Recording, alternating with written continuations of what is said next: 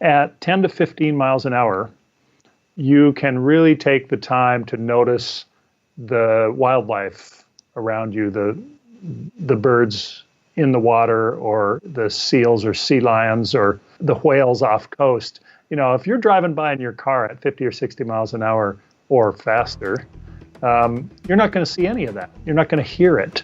Episode 329, Cycling the Pacific Coast with Bill Thorness. This episode of the Adventure Sports Podcast is sponsored by Action Heat. Action Heat makes the world's best heated clothing. Powered by rechargeable batteries, it's the perfect way to stay warm. Save 15% off your order when you go to action-heat.com/adventure. That's action-heat.com/adventure. You're listening to the Adventure Sports Podcast, brought to you by 180 Tech. We talk with adventurers from around the globe to bring you the inspiration and motivation you need to get started in the outdoors or to keep you moving if you're already there. Now here's your host, Kurt Linville. Hello, friends. Thank you again for listening into the show today. Kurt here.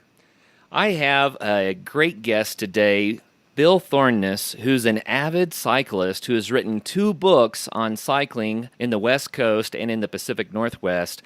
And Bill is here to talk to us about cycling today. I'm excited to dive into more of the details about what makes this such a healthy and great adventure sport.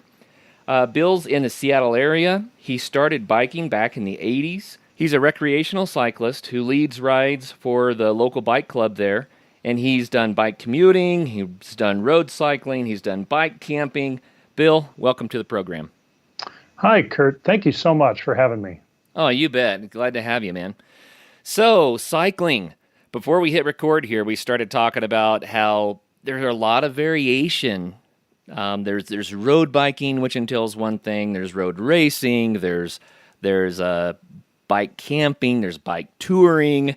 Why don't we start out just by kind of cleaning that up a little bit? What are the distinctives about cycling?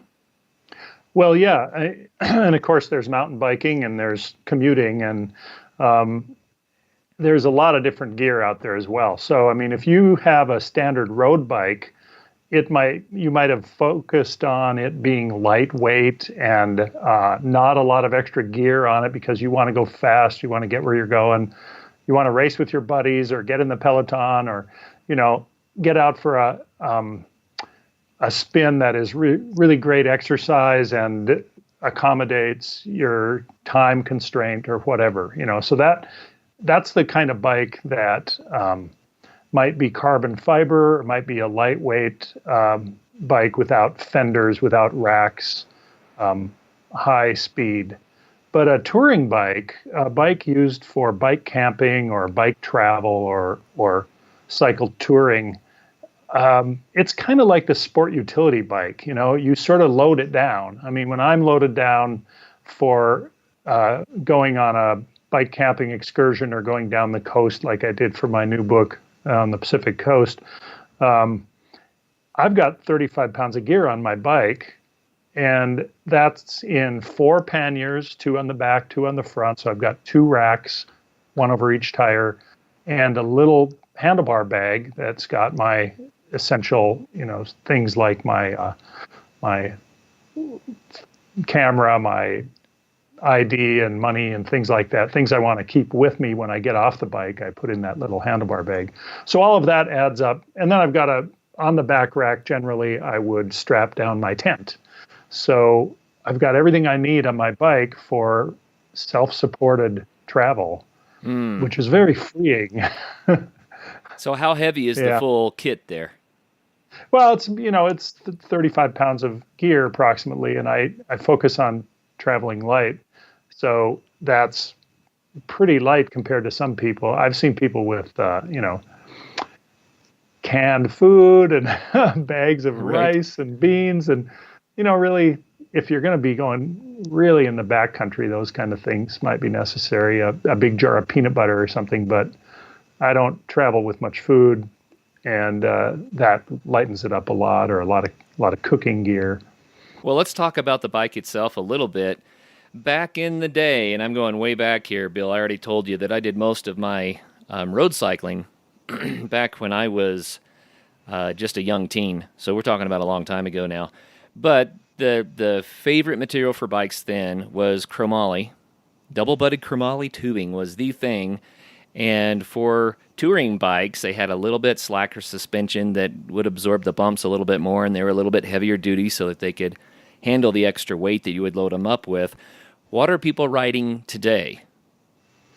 Well, I should a caveat here is that I am not a super technical cyclist.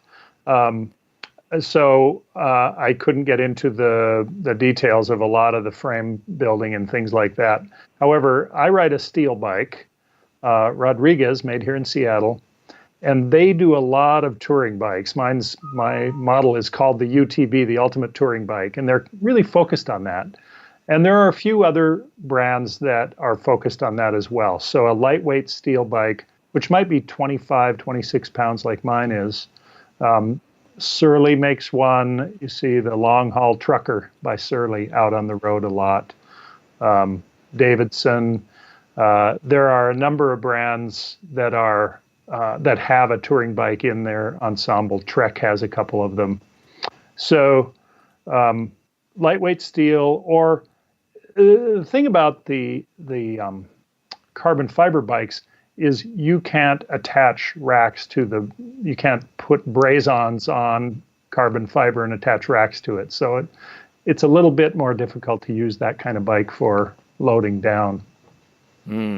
Okay, well, we kind of dived right into the gear, and I did that on purpose. Yeah, right. I wanted people to get a feel for the distinction between the different types of road riding. And so what you're talking about in your book and what you're promoting here really is touring with bikes, with your gear and having that house on your back like a turtle sort of a thing, and so that you are self-supported and able to go wherever you want to go.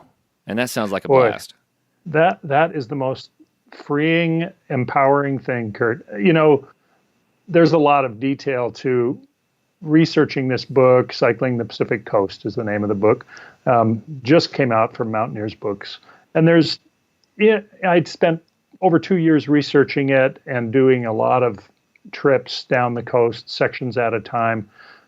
But I'd get out there with, all my gear, and I'm going to San Francisco on my own power. There's nobody, I don't need anybody else to get me there except perhaps to sell me food and let me camp. I've got my gear, my pedal power. All I need to do is fuel up my body so that I can keep going down the road and keep my chain lubed. So you kind of have to, I guess, appreciate the minimalist approach. It's kind of like backpacking. You can't take everything with you, but you're going to take the essentials. Is that part of what makes it so liberating for you? Yeah, it is really. And some people do take a lot more than I take. But and you'll see people pulling trailers, and they'll have. I ran into a couple of Swedish guys. And they were pretty cool guys. They had been in Canada before I ran into them in Northern California, and young guys, super strong. They had a giant tent. I was joking like, "Hey, where's the sauna in here?" Because it was just huge, and they both slept in it. Had a ante-room and stuff, but they were carrying mountaineering gear. They had ropes and all the stuff that you needed to climb as well. In one of the bikes had a trailer. So, I mean, people do that. I rode with another guy, a young guy from France who's he's a postman in Grenoble, France, and he had his skateboard with him. So we parted ways in San Francisco, and he was going to go skating. He met some friends online. He was going to couch surf with them and hit the skate parks. So people do a lot of different things. I like to just be a tourist on my bike. That's kind of my focus, and enjoy the ride. I'm glad you said it that way. I would like to get your perspective on why bike touring like you're doing is a great way to see an area, to travel, to spend time on a vacation. Why would you choose to do a bike over other modes? Well, the speed and the exposure to the elements and to your surroundings. At 10 to 15 miles an hour, you can really take the time to notice the wildlife around you, the birds in the water, or the seals or sea lions or the whales off coast. If you're driving by in your car at 50 or 60 miles an hour or faster, you're not going to see any of that. You're not going to hear it. I've been climbing a cape on the coast of Oregon, and I found out that cape is another 4-letter word for hill. So you're climbing the cape, climbing one of these capes, and the fog has rolled in. I'm just focused on this pretty giant climb right after I got up and got out of my campground at Cape Lookout. And it's a couple-hour climb through the woods, but the ocean is right next to me. And because the fog had come down so low that it was kind of hanging over the trees and the road, I heard the seals in the water barking. And, that's the first thing in the morning, get a little coffee in you, and then go out and experience something like that, That's the difference. And, hiking and backpacking is great, but you can get a lot farther down the road on a bike. Right. Well, we've had previous guests who've talked about bike touring and just gone on and on about how it is, the best way to travel. And different people have different opinions, but I have never heard someone say that it's a lousy way to travel. It sounds to me like it's a nice balance between being able to cover the distance and still really experience where you really are. Yeah, that really sums it up. So how good a shape do you have to be in? I mean, you talked about 35 pounds worth of gear, and it sounds like your bike is by the time you add it all up, you're going to be pushing 60 pounds, right? Yeah. I'm in my mid-50s. Well, okay, a little beyond the mid-50s. I've been an active recreational cyclist over the years. I'm not an athlete. I carry a little bit too much weight, my own weight, and I like to have a good microbrew along the way. I think I'm probably typical of the people I've met out on the coast cycling, in that most people aren't athletes. The athletes are great. They're so much fun to run into and then, wave at them as they go by. And they're inspirational as well. But for a regular person going out there, I think trying it out with short trips where you can, take your bike out 20 miles to a park outside of your town that has a campground and camp for the night and then get up the next day and ride back. Try that. If you can go 40 to 50 miles with the gear and do that for 2 or 3 days in a row, you're probably in good enough shape to try bike travel, to try cycle, camping, and bike travel. And you do get into shape as you go. A lot of people will say that. That's not just been my experience, which it is, but a lot of people say, a week or two into it, you are in much better shape. Your body adjusts to the needs of getting back on the bike every day and hauling that load up the next cape. So, it's something that is not exclusive to just people who are really in good shape. What about traffic, dealing with cars? And that's one of the questions that people must have if they've not done it before. Yeah, that is really the biggest problem. Is I talk to people about, man, you should go down the Oregon coast. It is incredible. And they say, yeah, but you're on the highway, right? You're on the road. Well, yes. I mean, it's not like you're on the edge of a freeway where the cars are zooming by in multiple lanes, at freeway speeds. But you are out there with a lot of the recreational vehicles, the big boxy things. I call them land yachts. I mean, you're out there with those guys. You're out there with logging trucks and delivery trucks and a lot of tourists in rental cars who might be looking at their phone or their map or texting or who knows what they're doing in there. but, and, you have to be able to get used to that kind of traffic that comes and goes. You'll see that anywhere that you really want to do a long haul cycling trip, and especially, the Pacific Coast is no exception to that. It's out there.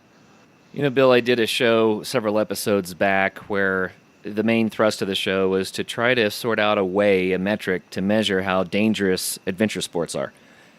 And in that show, I took a variety of adventure sports and looked up the statistics that I could find about people that had died or been injured, that sort of thing. And then I compared it to the odds of you dying in a car crash just living in the United States.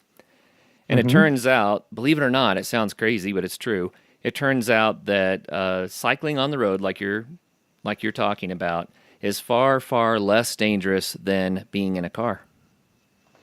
Well, that doesn't surprise me. Most of the people I see out cycling are getting where they're going without incident. Right. And I think if you're doing cycle touring, you're not the aggressive sort, generally speaking. Aggressive cyclists in a city, for instance, like I'm in Seattle, where we have a lot of intense traffic, you're going to take more risks. You're going to take more chances. But when you're out on a long haul cycling trip, you're there for a different reason, and it doesn't seem to be that you're going to conquer the traffic. Right. You're going to move with the traffic. And honestly, I know very few people who have had problems, interacting with traffic. I was cycling with one woman once who got hit by an RV. The old folks who were driving it were not aware of their surroundings enough. They made a really sharp right turn right in front of her. She's riding down the highway. She was very badly bruised. She had to stop cycling for a couple of days and rest up. She did get back on her bike and finish the tour. And, you just have to be hyper aware of that kind of potential situation. Right. I brought it up because a lot of our listeners who don't know about it might think that that's really a pretty serious danger. And granted, it is the danger to worry about, but it's actually safer than driving to work in your car based on the statistics. That is really great to have those statistics. The other thing that people always ask about, they say, but the road is so narrow. And it is. And I don't want to pull any punches on the conditions on the road. A lot of the coast roads are 2-lane roads with no shoulder, or a shoulder that disappears just when you need it the most. Like when you're climbing a big hill with a drop off on one side and a hillside on the other side, where there's no way for the cars to go around you. If there's oncoming traffic, they just have to wait as you climb that hill at maybe 8 miles an hour. So, you get used to that. And the great thing about it is people who are out on the coast in their cars, by and large, are pretty respectful of cyclists, and they understand the speed and the pace and the needs that we have while we're out there. So I take pains to be super courteous to drivers who have been that way to me, waving and thanking them, pulling over if I've got a spot where I can pull over and let the traffic go by. But I still get in my 50 miles a day, and I can soak my feet in the ocean at the beach, by late afternoon. So we all get there. I think most people are out there, they're smiling when they're on their bikes. The traffic, once you get used to it, is not a deciding factor. Bill, biking was probably I'm going to call it my second or third adventure sport. I did some motorcycling and some water skiing and things like that prior to biking, but biking was the first time I actually got together with a group of people that enjoyed the same adventure sport. And I have to say, I was overwhelmed with how great the people were. I don't know if it's that great people choose biking or that biking makes people great, But whatever it is, when you get people that are touring around on bicycles together, it is such a beautiful community. I see people that are so vibrant and full of life and so interested in experiencing their world in this unique way. What's been your experience with that? Oh, man, I completely agree. And my research for this book spread out over a couple of years. I met so many people. It was like a little mini United Nations out there. I would often go out riding on my own just because my wife is like, you're going to stop and talk to everybody along the way, and you're going to re-ride this route 6 times, and you're going to take 50 pictures every day. I can't take it. So I'm on my own. And every day I would meet somebody new to ride with. I mean, if you decide to go on a long haul cycle by yourself, you won't be by yourself for long. If you're doing it on a popular route in good weather conditions, you run into people who are also out there. I just bike up to them. Hey, how's it going? Where are you from? Oh, Denmark, Italy, France, England, Ireland, Japan, all over the world. I met a bunch of kids from India who were on an adventure trip. This is the pinnacle of their outward bound experience. They did 2 or 3 trips in India, and then they graduated from that to biking the West Coast from Seattle to San Francisco. And those kids are probably 14, most of them, 14, 15. And they were just the most fun to run into, 30 Indian kids and 5 adults, nice, all camping and going down the coast. And I interviewed one of the kids and put a story in the book from him because he was just so well spoken about what his experiences were compared to what he got at home. The mountains are so large, the sky is so blue, the ocean is so clean and expansive right there on the side of the road. These are the kind of people that you meet that are inspirational to me. Grandmothers, teenagers. It's just great. Hey, we have a new sponsor on the Adventure Sports podcast. I'm excited about this one. I've been wondering for a long time when active technology was going to be incorporated with clothing to do cool things, and here's an example. This is Action Heat. Action Heat is a line of clothing that actually weaves heating elements into the clothes. It works similarly to how a car seat is heated, except that it runs off a little rechargeable battery pack. And this battery pack can last up to 12 hours on a charge. It can also recharge your cell phone or other devices, so it's multi-purpose. And they have all kinds of options here. Hats, they have jackets, they have shirts, they have socks, they have gloves, they even have undergarments like long johns.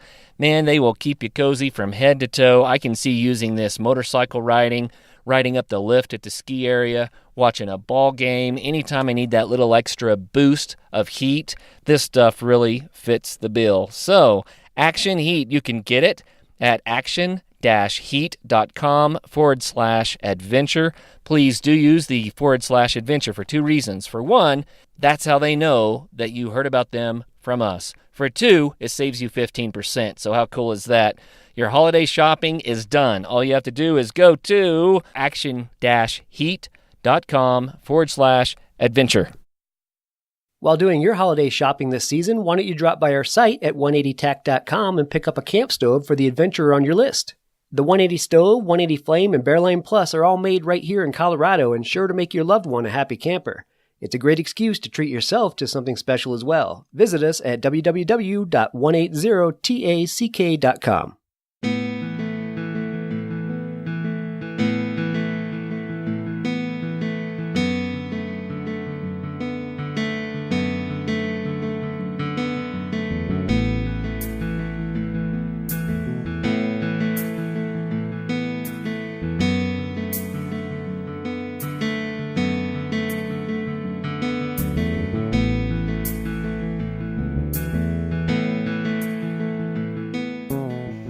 Bring up a really good point about all the different types of people from around the world, and our show is listened to around the planet by people from all walks of life, and a lot of them have never been to the West Coast of the United States. So let's fill them in. What would you like to share? What is the West Coast like? Hello to people from throughout the world. Please come and visit us. We love visitors. Well, the Pacific Northwest is full of trees. You'll be cycling along the ocean, but you'll also be cycling along a road that has giant evergreens lining both sides of the road. There are a lot of islands, so I've got a couple of routes in the book that hop through the islands. We have big ferries that go between islands here from Vancouver, BC, up to Vancouver Island and around the San Juan Islands in Washington State, and lots of island riding where you hop a ferry and then you cycle down to the other end of the island and hop another ferry. Then when you get down to the Oregon coast, you're right along the water the whole time. Oregon did an amazing thing. They passed a law that the entire coastline up to the high tide mark is public land. The entire 360 some miles of Oregon coast is public. So the campgrounds are numerous, and I put every one of them in the book, so you could stop at any one of them. And bike camping, by the way, is $5 a night. If you show up at a campground with your bike that has bike camping, you'll camp with other cyclists in a kind of a corral, and they give you fire rings and picnic tables and free showers in Oregon. And then Oregon is all along the coast. There are sea stacks, big hulking rocks out in the water that are getting bashed by the ocean waves. And then in southern Oregon, there are great stretches of dunes, sand dunes. The Oregon coast has a national recreation area that is sand dunes that come up to the road from the highway or from the ocean. Northern California is very wooded, has the best trees in the world, to my knowledge. I'm sure there are better trees in some parts, but the giant redwood forests in Northern California are a destination that really has to be visited to be believed. The trees can be 250 to 300 feet tall and 2,000 years old. You just ride through there as slowly as possible, just tip your head back and just drink in this super oxygenated air. And then when you get down south of San Francisco, there's a little bit more wild coast, but then there's a lot of Southern California biking right along the road that's right along the warm ocean beaches with palm trees and very warm surfing and swimming beaches. And the weather is more consistently hot and dry in the Southern California area, whereas Pacific Northwest and even into Northern California can be cool, can be foggy. Never really a lot of heat waves where you're out in weather that is too hot to cycle in. Mm. So it's really varied. I mean, that whole 1,850 miles along the coast, you can get a little bit of everything. So if I were to grab my bike and my wife and her bike and our gear, and we decided we were going to do the ride that you just described, how much time do we need? Great question. Another thing that people always ask. Well, the route in the book, if you were to do the entire route, 1,850 miles, at the pace that I recommend, which is about 40 to 50 miles a day, sometimes 25 and sometimes 65, but mostly 40 to 50 miles a day, you could do that route without taking any days off in 37 days. That means you would not have a bike breakdown. You would not have a body breakdown. You would just bike right through. I wouldn't recommend that at all. I would recommend 2 months. In 2 months, you can take 1 day off a week and just explore wherever you happen to be, or You can take some of the side trips in my book, like the wine country tours in Central California, up the Russian River Valley, for instance, in Northern California, or the Willamette River Valley in Oregon, where they make the great Pinot Noir. You can take island tours. You can take city tours. Bike around San Francisco. When you get to San Francisco, take another day for that. So in 2 months, you could do the coast and really appreciate it and not feel rushed. Okay, so let's say that I only have 2 weeks. That's your standard American way, right? So I only have 2 weeks. What should I do? Yeah. Well, and I really addressed that too, because a lot of people only have a week or 2 weeks.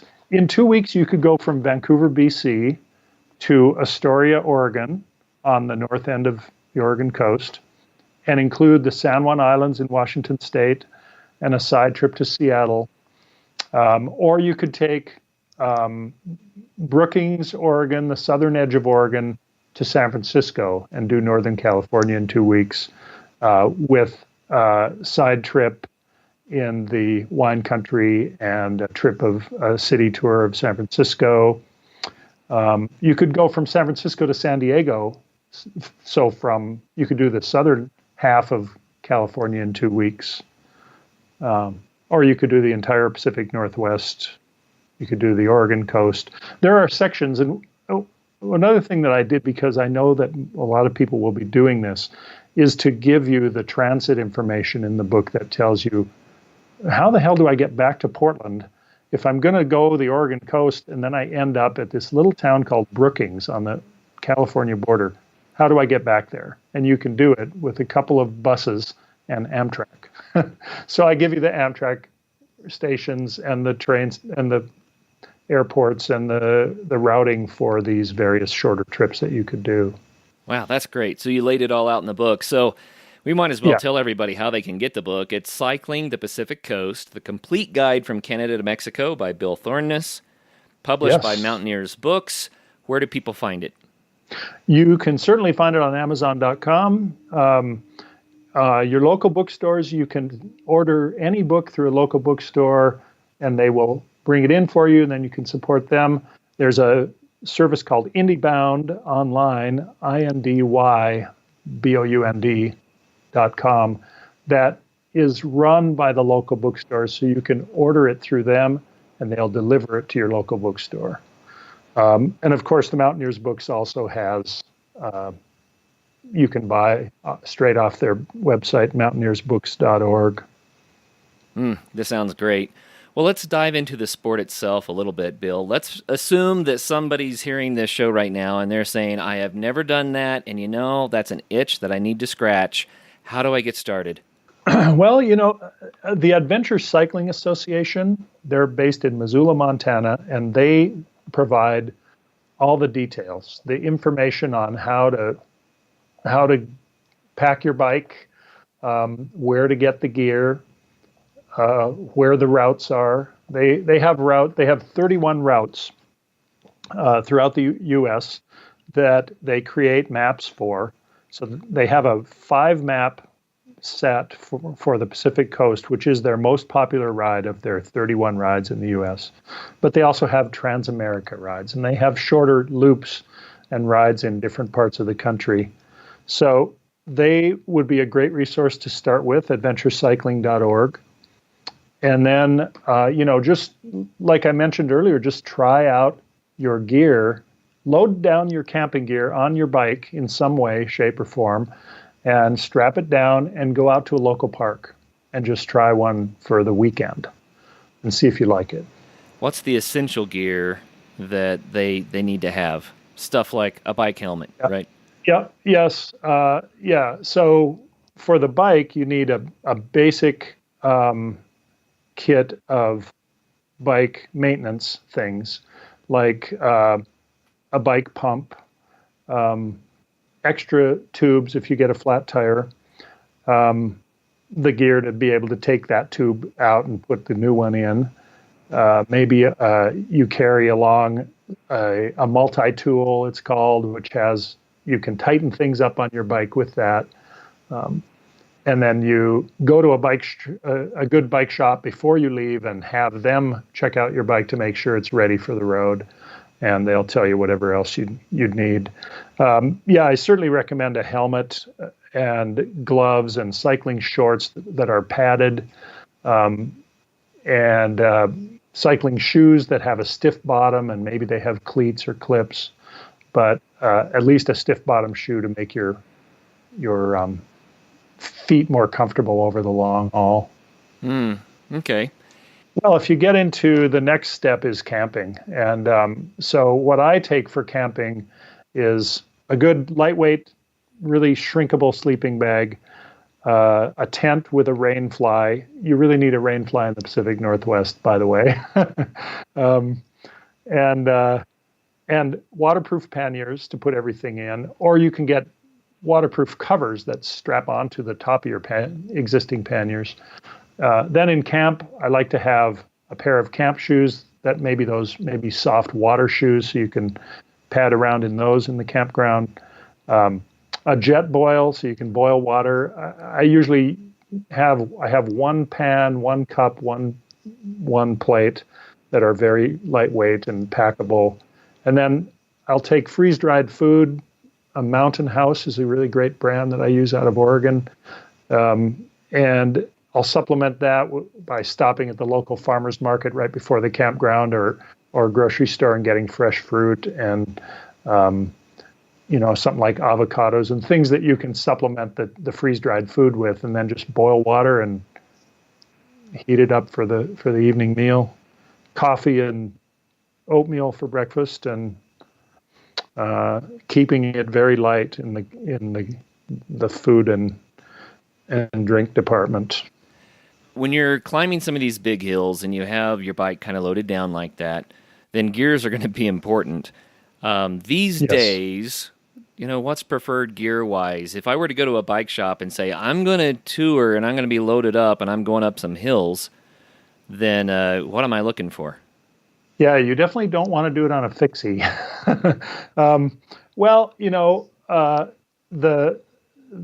The 21 speed or 27 speed or whatever the triple chainring gives you in your configuration, you really need those granny gears, a very small ring that you can get into when you're in a long climb, because it does.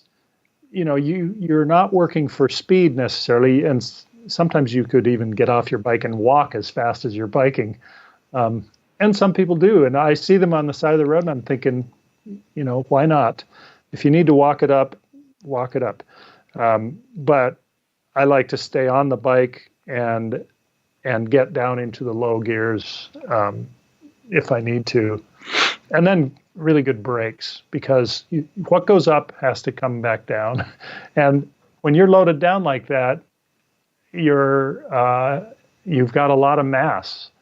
And so stopping that on a windy downhill road to the coast is very important. So really good brakes is a must. What about tips or tricks, things that you've learned cycling that you'd say, you know what, people don't think of this very much, but it really makes a difference? I like to have a little mascot with me, and I picked this up from some women that I met on the road and were cycling with for a little while. This is not a technical tip at all, but I was biking up this long climb one day, and this woman was coming the other way, and she's coming down the hill going northbound. And by the way, most people bike southbound on the Pacific coast because of the prevailing winds. They'll be at your back when you go southbound. Very good tip. So don't go northbound if you don't have to. But she was going northbound, and I waved at her as she's going by, and she yells back at me. She yells, "Have you seen my monkey?" And I started laughing. I said, "A real monkey?" And she said, "No, it's a mascot. It's a small," and she kind of, indicated it was a small thing. She had lost it, dropped it. And she was going back to look for it. It was very important to her. Martine was its name. So I said, "I'll look for it," and she kept going and I kept going. I mean, you don't want to stop when you're on an uphill climb, right? So hard to get started again. So I'm looking in the shoulder all the way along, and I find the sock monkey, Martine. So I pick it up, and I figure, she might miss it. She's going to turn around and come back, but she might miss it. So I take it with me, and her friend is waiting down the other side of the hill. So I meet her, I pull up, and I said, "Are you missing this?" And I pull out the sock monkey, and she gets all excited. And pretty soon the other woman comes back, and they are just so delighted to have this little mascot with them again. It's really important to have a little ritual and have something that makes you delighted, Yeah. In fact, we cycled together for a few days. They presented me with a nice little mascot of my own, which I carry with me on my rides now. So it's, they also did something else that was really fun. They had a little boombox, and every time they'd hit another 500 miles of their ride, they would get out and dance. And they crank up the boombox, and they're on the road dancing. I have a picture in my slideshow that I do for this book that is all of us dancing in the road, because of course I had to join. Oh, yeah. So, I mean, that's the kind of thing that you might not think of, but it might really delight you if you get out there and, take it with you. You know what's great about that is it's something to break up the monotony, if there is monotony. But sometimes when you're out there cranking and cranking and cranking and cranking, you need something to look forward to. And I think that's really fun. That's fun. Yeah. I mean, I do not recommend cycling with headphones on, because I really like to hear the road and everything around me. I think it's much safer to not have music on headphones while you're biking. However, in camp, I always take my iPod with me, and I have a lot of music on there. And in the morning, my morning ritual is to wake up to the Beatles. So as I'm making breakfast and drinking my morning coffee, I'll be listening to the Beatles. And then I get out on the road, and my climbing song was Obla Di Obla Da. Life goes on. And, it'll cycle through my head, no pun intended, maybe 50 times as I'm doing a long climb. But you got to have that kind of inspiration. Well, speaking of, what is cadence, and how does that help you? If it's a cold day and it might be raining and it might be foggy and you're getting wet, if you shift your gears so that your pedaling is twice the cadence of you would normally need to ride this section, you'll actually warm up a lot more. And that's a key way to stay warm when you're out there on a cold day, or when you've just started out for the day, to warm up your muscles before you have to do a big climb or more difficult riding. So, I mean, I guess that's something a lot of people might not think of. Sure. Well, there's a comfort place where you're cranking the pedals at a certain RPM, right? And some people like to spin a little faster than others. Some people like to spin a little slower. But there is a point where, based on your load and your gearing on your bike and the conditions, the headwinds and what have you, where you're going to find the most comfortable gear, right? And I just mentioned that for people who haven't biked, I've seen a lot of people when they first start, they just go as hard as they can and then they stop and try to catch their breath. I'm like, wait a minute. That's not going to help you. Right. Pacing. Yeah. Yeah, pacing is really important, especially if you're loaded down, and especially if you have a long way ahead of you. I mean, people ask me, well, how long are these tours, and each day, how long is your ride? And some people are used to riding 100 miles a day, but I wouldn't suggest that on a touring situation. I plan to ride basically from 9 to 5. If I'm near a town or a city, I don't want to ride during rush hour, so I try to figure out when I'm going to start and stop based on the traffic in towns. But between that 9 and 5, I might only go 40 or 50 miles. I want to stop and have a really nice lunch. I want to check out that little side road that looked really good. So the pace is almost you know, you want it to be consistent so you can get down the road, but you also want to give yourself enough time, you know, be fast enough that you giving yourself enough time for those detours and stops when you want them. Right. Yeah. Hey friends, it's really been fun the last couple of weeks watching the early season snow start to blanket the high peaks. Winter is on the way. Bentgate Mountaineering is ready to help get you prepared for your epic winter. Come check out the latest in alpine touring, telemark, NTN, and splitboarding gear. They have brands like Black Crows, DPS, Dynafit, G3, Icelantic, K2, Technica Blizzard, Arc'teryx, Mammoth, Solomon, Volley, Neversummer, Jones, and BCA. And you do need to be safe out there. Bentgate has the latest in avalanche safety gear. They have beacons, airbags, shovels, and probes, and they're ready to help you educate yourself on snow safety. They also rent out gear, so you can get your skis and your boots there, as well as your avalanche safety equipment. What's more, they also have free demo ski days at local resorts, so you can try out the latest gear. Now, how much fun does that sound? So swing by Bentgate in Golden, Colorado, or go to bentgate.com to find your new gear, as well as to get updates on all of their events.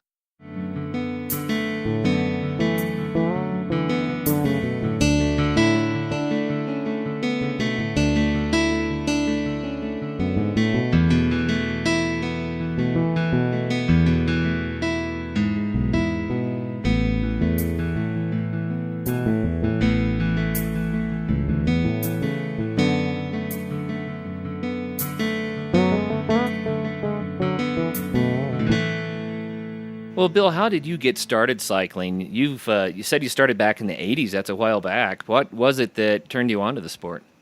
Well, I had a banana bike when I was a kid in the 70s, but I didn't really count that. I mean, I started cycling recreationally in Seattle when I moved here in '85. I grew up in North Dakota, very windy, well, on the farm, not a lot of places to bike, but when I moved here, I realized you could bike almost year round here. And I had a job downtown. I've never liked driving for a commute. So I started cycling for commuting. And my girlfriend at the time, now my wife, really wanted to do recreational cycling. She actually bought me my first bike in Seattle. I hadn't brought a bike with me when I moved out after college. And she said, I want to do some biking. Here's a bike, which is great. So between, recreation, being with her, and commuting, that was pretty much my first 10 years of biking. And then I got into the bike club, and we have a good time in our bike club here. It's fun. It really is. So I've often said on the Adventure Sports podcast that if you find your adventure sport, you'll probably also find a community. And it sounds like that's what you're mentioning. Oh, yeah. The Cascade Bicycle Club is the biggest bike club in the nation, 15,000 members. Wow. And we have a free daily rides thing, which is what I lead. We don't charge for our rides. You don't even have to sign up in advance if you don't want to. You can just show up. And then we ride. People post, we have about 500 ride leaders, and you post the ride you're going to do, and then you have people sign a waiver when they show up, and then you go out riding. But we also put on these big events. We have the biggest one is called the STP, Seattle to Portland. It's 2 days, 204 miles, something like that. So it's 100 miles a day, and 10,000 people ride it every year. Nice. That's fantastic. Mid-July. So it takes a lot of volunteers and ride leaders, and Cascade has a big staff too that put on events like that. We have a lot of cycling events. We have an urban microbrew beer tour around Seattle too, which you got to really be careful with. Right, I can imagine. You're going from a couple of beers to two wheels in traffic. I'm not so sure.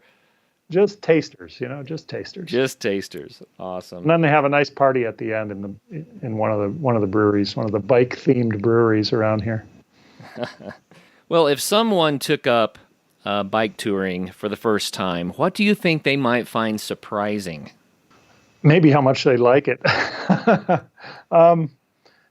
Maybe how little you need in the end. One of the super common things is for people to be out a week doing the bike camping and stuff and heading down the road, and then inevitably they find a UPS shop or a post office and they mail a bunch of stuff home because they've loaded up too heavily, and they get out there and they realize, I really didn't need that. Right. And I'm going to send that home. I don't need a pair of hiking boots with me when I'm out doing this because that's not what this is about, and that's just overkill. So you might find that you need less than you expect when you go out. It's very common and it's easy to mail stuff home. Get a big box and load it up. Right. A lot of people when they start biking, they deal with getting their body used to it, right? And having a sore bum from sitting and bouncing on that seat all day has got to be one of the hardest things to overcome. Any tips for how to manage that? Yeah, that is certainly for beginners, or even if you've been a cyclist around town and you start doing these long haul things day after day after day, you will notice that right away. And a really well-fitted bike can minimize that a lot. If your weight is balanced on the bike and you're not straining to brake or shift or reach your water bottle and things like that, your aches and pains will be a lot less. If you have a really good anatomical bike seat that they're different for men and women, then you're going to have a lot less of the saddle sore situation. And if you use padded shorts, they have a product called chamois butter or some non-chafing. It's like a deodorant stick that you can use to prevent chafing when you get hot and sweaty.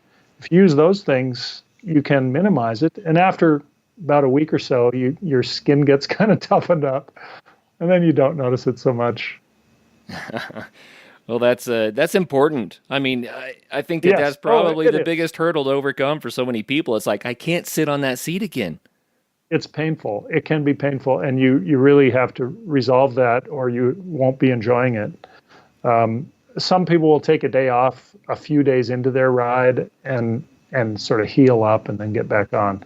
Sure. But really, a well-fitted bike with a good saddle are the most important things. And you can go to a good bike shop will sell you a saddle and let you try it out. And if it doesn't work for you, you can trade it back in and get a different one. So you could try 3 or 4 different seats from a really good quality bike shop, and they're totally behind you on that idea, no pun intended. But it did kind of work out. To make sure that you're comfortable on your bike, because they would lose a customer otherwise. Sure. So there's some ways to get around that problem. Well, hey, we were talking earlier quite a bit about cycling the Pacific Coast, and that's your new book. But you also have a book, which is Biking Puget Sound. So more details about biking specifically in the Pacific Northwest. Tell us about that one. Oh, yeah. I would invite everyone to come to Seattle and look up my book and take a bunch of rides in it. They can contact me at bikingpugetsound.com, and I'll even meet them for coffee. I know all the best coffee shops.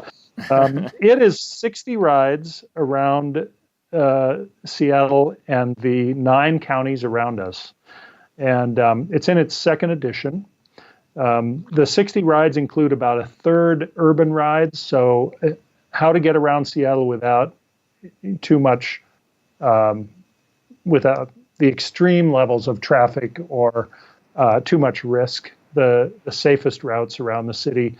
And then a third out in the suburbs and smaller towns around our region. And then a third of them are rural rides. I've got rides on the San Juan Islands, so you could take a 5-day bike trip, just rent some bikes, go to the San Juan Islands, bike around the islands, a different island each day, and come back and have a nice 5-day vacation out there. That sounds delightful. Wow. We have all these ferries, Washington State ferries that link our communities across Puget Sound and across the Hood Canal and out into the Strait of Juan de Fuca, going out toward the ocean. So I worked in this book to connect all the ferries with rides. So you could take a ferry somewhere, bike to the next ferry, and take that ferry back. So you can make loops out of all of these rides and really see the region. If you're a fan of the movie of the TV series Twin Peaks, I have a ride that goes up to the place where they filmed Twin Peaks at Snoqualmie Falls, and you can even go by the diner where Agent Cooper has his cherry pie. You can have cherry pie there if you want. I prefer the local roastery coffee shop across the road that has really good bakery along with it. Oh, that's fun. So you've just given me so many ideas for vacations, and it's an exciting idea. I love the Pacific Northwest. I've been up there many, many times, and it's never failed to provide us with wonderful experiences, and it's just a delightful place. So now to have a cycling book about it, that's cool. Yeah, well, August and September are the ideal times if you're going to come and visit and have a little bike trip up here. Those are the best times for Washington. The weather is warmest, sun is shining, very little rain. For the Oregon coast, September is great as far as lack of fog. It's cooler on the coast, but that's the sort of warmest, driest, and least foggy time on the Oregon coast. Right. Well, the weather up there in August is not actually that hot either. That's something else that's nice about it. That's when you get the best weather, but it's not miserable. No, it's maybe 80 degrees, low humidity, very little rain here in the summer, so you don't have to pack your rain gear for summer riding. But yeah, compared to a lot of places in the country, it's cooler and much more comfortable for outdoor activities. Sure. Well, that's great. So the two books are Cycling the Pacific Coast, The Complete Guide from Canada to Mexico. Yes, sir. And the second book is Biking Puget Sound, 60 Rides from Olympia to the San Juans, both, of course, by Bill Thorness. And Bill, thank you for taking the time to put these guides together. That's really cool. Kurt, thank you. It's been fun chatting with you. Yeah, and for all of our listeners out there, maybe this is your sport. Bike touring is pretty darn awesome. So until the next show, give it a try, get out there, and have some fun. Coming up on Monday, we've got Ali France on the show. He took a 4-month journey by multiple means from Hong Kong to Istanbul along the spine of Asia. Hey, before you run off, why don't you join our Facebook group for the Adventure Sports Podcast? Just look it up. You can chime in on other people's adventures and post your own. And consider helping to support the show by becoming a patron at patreon.com/adventuresportspodcast. There's a link at the top right-hand corner of our site as well. Now, until the next episode, get out and have some fun.